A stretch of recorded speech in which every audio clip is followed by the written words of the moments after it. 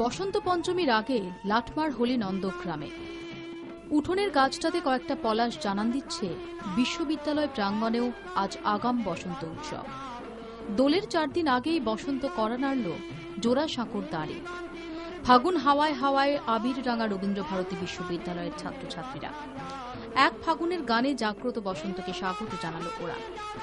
দক্ষিণ কলকাতার মেয়েটা যেমন এবার প্রথম এসেছে জোড়াসাঁকোর বসন্ত উৎসবে। পুরনো বন্ধু আর ফেলে আসা আড্ডার টানে ফিরে ফিরে এসেছে কেউ। উৎসবের শতরং দিনভর লুটোপুটি খেল অশোকে পলাশে। যদিও এটা আমার প্রথমবার, বাট এসে খুব ভালো লাগছে।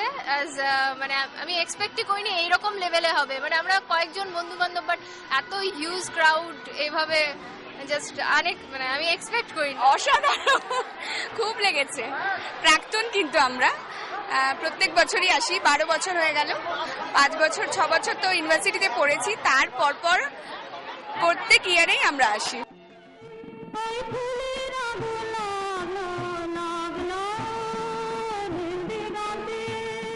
নীল দিগন্তেই কি শুধু ফুলের আবির লাগে? সে আবির রং লাগালো দামাল মনেও। পুরনো প্রেম নতুন করে রাঙিয়ে নেওয়া, চোখের ইশারায় রং বদল। এসএলআরে বান্ধবীর সেরা ছবি তোলা, সবই হলো রঙে রঙে। কোনোদিন এখানে আসিনি, প্রথমবার এসেছি, ছবি তুলছি, রং মাখিয়ে দিয়েছে এরা সবাই মিলে, খুব মজা করছি আজকে। আর যেটা বলা যায় যে মানে নতুন করে রং লাগা খানিকটা হলো বটে আজকে। এই ক্যামেরা আছে, রং তো অনেকদিন লাগিয়েছিল, কিন্তু আজকে একটু বেশি ভাবে লাগালো, তার চেয়ে আজকে বেশি ভালো লাগছে। রাঙিয়ে দিয়ে যাও গো এবার যাবার আগে। সূর্যের তেজ, সবুজ ঘাস সত্যিই রাঙিয়ে দিয়ে গেল পলাশ শিমুলদের। ওরা অকারণেই চঞ্চল, সত্যি কি তাই? বসন্ত আজ ওদের মনে রং লাগিয়েছে।